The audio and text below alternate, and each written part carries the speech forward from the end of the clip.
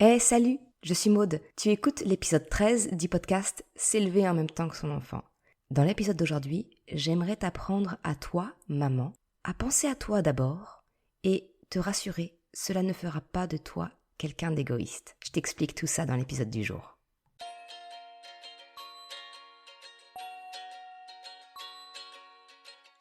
Salut et bienvenue sur le podcast S'élever en même temps que son enfant. Je suis Maude, coach certifiée chez Mercredi, mais surtout maman de 3 enfants. Sur ce podcast, je t'aide à conjuguer la bienveillance avec la réalité de ton quotidien de maman. Utiliser ton choix d'une parentalité bienveillante comme un accélérateur de ton propre développement personnel. T'aider à changer de regard sur les situations que tu vis avec ton enfant pour t'en servir, pour grandir et apprendre sur toi.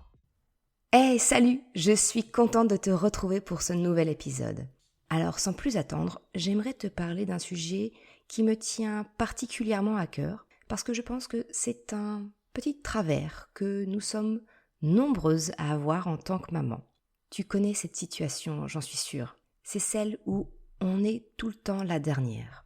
Je te prends un exemple. Toute la petite famille doit décoller car vous avez un rendez-vous. Vous êtes attendu quelque part pour manger, chez des amis, partir en week-end ou faire des courses, peu importe. Mais le scénario, en fait, il est toujours le même. Toi, en tant que maman, tu prépares tout pour tout le monde. Tu débarrasses la table du petit déjeuner, tu ranges rapidement ce qui traîne, tu t'occupes de ton enfant, le laver, arriver à lui faire enfiler son t-shirt ou son pull. T'as préparé tout le nécessaire dont vous pourriez avoir besoin sur place. Le doudou, le repas, peut-être des changes, des jeux pour ton enfant. Tu as tout préparé. T'as même pris le temps d'aider ton conjoint à retrouver sa paire de baskets qui avait mystérieusement disparu. Enfin bref, c'est l'heure de partir, tout le monde est prêt, sauf toi. Alors souvent, c'est à ce moment-là qu'on a ce petit temps de latence où on se demande « mais comment on va arriver à tout faire ?» Et on réfléchit tout de suite sur quoi on va devoir faire une croix. Est-ce que ça va être une douche, prendre vraiment le temps d'une douche relaxante? Est-ce que on va devoir faire une croix sur une mise en beauté? Parce que franchement, ça fait longtemps qu'on voudrait bien prendre un tout petit peu le temps de se coiffer et pas simplement démêler les cheveux. Tant pis, encore une fois, ça sera pour une prochaine fois. Alors, quant au choix de la tenue... C'est même pas la peine, t'as pas le temps de faire une jolie association, tu prends le premier jean et le haut qui te tombent sous la main et qui ne piquent pas les yeux ensemble. Ça ira pour cette fois. Sauf que dans la maison, ça commence à tourner en cage. Tout le monde s'impatiente. Maman, elle met trop de temps à se préparer. Alors donc, toi, tu accélères encore un peu plus.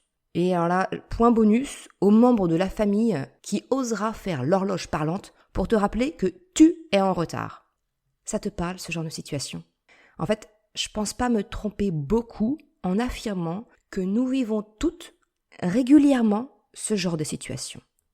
Parce que, comme moi, tu te fais passer après les autres, après les membres de ta famille. Sauf que il y a des conséquences que tu ne soupçonnes pas quand tu te fais passer en dernier. En fait, le prix, il est assez élevé. Et pour tout le monde, l'addition, elle est salée d'abord pour toi. Parce que, sentir que tu peux pas prendre le temps de te préparer calmement comme tu le souhaites, c'est frustrant. Les moments où tu peux avoir le plaisir de prendre soin de toi, de te faire belle, pour te sentir belle, en fait, elles sont rares. Si c'est pas inexistant, cette frustration latente, elle peut très vite devenir une forme de colère, de rancœur, de toujours te sentir en fait la dernière roue du carrosse. Mais l'addition, elle est également salée pour tes proches, parce que inconsciemment, cette colère, cette frustration que tu ressens, tu vas la faire peser sur tes proches. Tu vas la faire peser sur ton enfant. Cette frustration de ne pas pouvoir prendre ce temps pour toi, tu la feras inconsciemment payer à ta famille. Que ce soit par de la mauvaise humeur ou tout simplement par un manque de patience de ta part.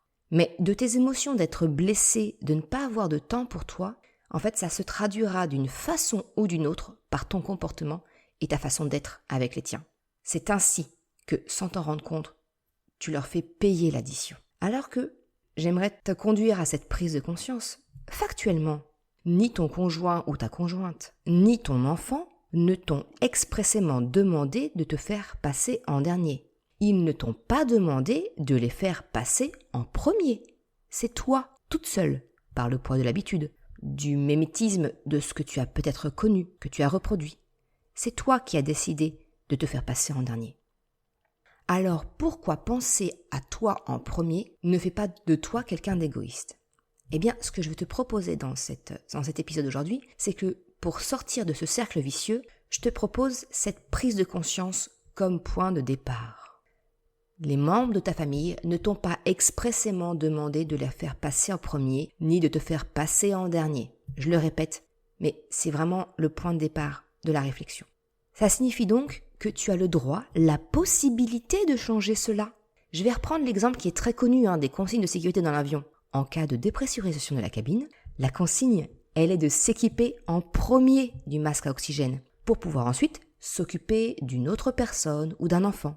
Eh bien ça, c'est pour la simple et bonne raison que si tu aides quelqu'un avant toi-même, eh bien tu te mets en danger. Parce qu'en fait, sans oxygène, ton temps de conscience, il sera limité à 15 petites secondes. Mais dans la vraie vie, ok, c'est pas 15 petites secondes, mais le principe est le même.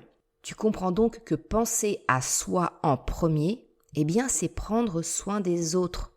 Allez, si je continue dans les métaphores, c'est comme pour arroser une jeune plante. Si l'arrosoir n'est pas rempli, eh bien il lui est impossible de donner de l'eau à la jeune plante pour qu'elle puisse grandir. Tu l'auras compris, dans cette analogie, l'arrosoir, c'est toi, la maman. Et la jeune pousse, eh bien c'est ton enfant. C'est pour cela que je te répète dans chacun de mes épisodes qu'il est certes important d'entendre les besoins de ton enfant, mais il l'est tout autant de faire de même avec les tiens. Parce que sans cela, eh bien la recherche du compromis, elle est impossible. Penser à toi, prendre soin de toi, en fait de tes besoins, eh bien c'est pouvoir te sentir bien et donc être dans tes pleines capacités pour accompagner ton enfant. Fini la frustration, l'impatience, la colère latente. Tu es en pleine possession de tes moyens et de tes émotions pour répondre aux besoins de ta famille, de ton enfant. Donc tu le vois, c'est tout le contraire de l'égoïsme. C'est un petit peu ce que j'avais commencé à aborder dans l'épisode du podcast numéro 11 qui s'appelait « Pourquoi et comment dire non avec bienveillance à ton enfant ?» Si tu ne l'as pas écouté, je t'invite à le faire en complément de cet épisode. Tu trouveras le lien en description. L'autre point non négligeable dont j'aimerais te faire prendre conscience que le fait de te faire passer en premier, de penser à toi, ne fait pas de toi quelqu'un d'égoïste, eh bien, ce que je voudrais te faire prendre conscience, c'est cette notion de transmission et d'héritage. Parce que oui, cette notion du sacrifice que tu as en toi, eh bien, tu l'as reçue, que ce soit de quelqu'un de ta famille ou même de la société. En fait, le modèle où la mère se sacrifie a été quelque chose auquel tu as été exposé en tant qu'enfant, puis d'adulte. Et aujourd'hui, tu t'y conformes encore.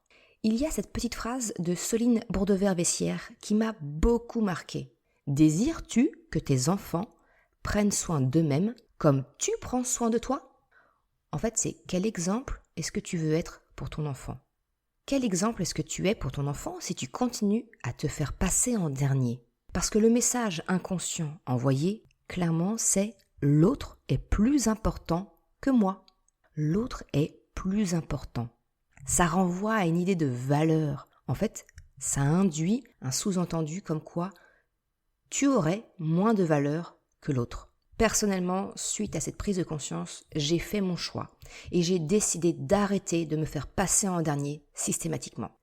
J'ai décidé de briser la chaîne de l'héritage du sacrifice. Alors oui, l'automatisme, eh bien, il est dur à déconstruire. Mais plus tu le feras, plus cela deviendra naturel pour toi. Et pour les tiens, c'est gagnant-gagnant. Alors, si tu m'as suivi jusqu'à ce stade, peut-être que tu es convaincu maintenant de te faire passer plus souvent en premier, mais concrètement, comment on met ça en pratique ? En fait, c'est beaucoup plus simple que ce qu'il n'y paraît. Parce qu'en fait, il y a une grande différence entre ce que tu imagines être penser à soi et ce que c'est réellement. En fait, toi, souvent, et alors je dis toi, attention, je suis dans le même bateau que toi, mais souvent, on imagine que prendre soin de soi, ça signifie prendre des heures pour soi, pour faire ce que l'on repousse en fait sans cesse, faute de temps. Ce n'est pas du tout passer une demi-journée au spa ou avec des copines. Quoique, franchement, si tu as la possibilité, fais-le. Mais en réalité, ce qui se cache derrière le fait de penser à soi et de prendre soin de soi, eh bien, c'est tout simplement d'écouter tes émotions, ton intuition, connaître tes besoins. Penser à toi, eh bien, c'est t'aimer, c'est t'estimer. C'est pour cela que la connaissance de soi, de nos émotions, de nos valeurs, l'estime de soi, eh bien, ce sont les fondements, les piliers en quelque sorte de l'accompagnement individuel que je propose. Parce que toi, en tant que personne, eh bien tu es le centre de tout. Toi, en tant que maman, tu es le centre du choix d'éducation que tu as fait pour ton enfant. En fait, il y a cette petite phrase qui est très populaire qui dit « Si maman va, tout va ». Mais elle est tellement simple qu'on en oublie le sens que ça a réellement. Ce que cela signifie, c'est que ton enfant ira bien, sera heureux. Si toi-même, tu es bien et tu es heureuse, tu ne peux pas vouloir faire en sorte que ton enfant soit bien et heureux si toi-même tu ne l'es pas.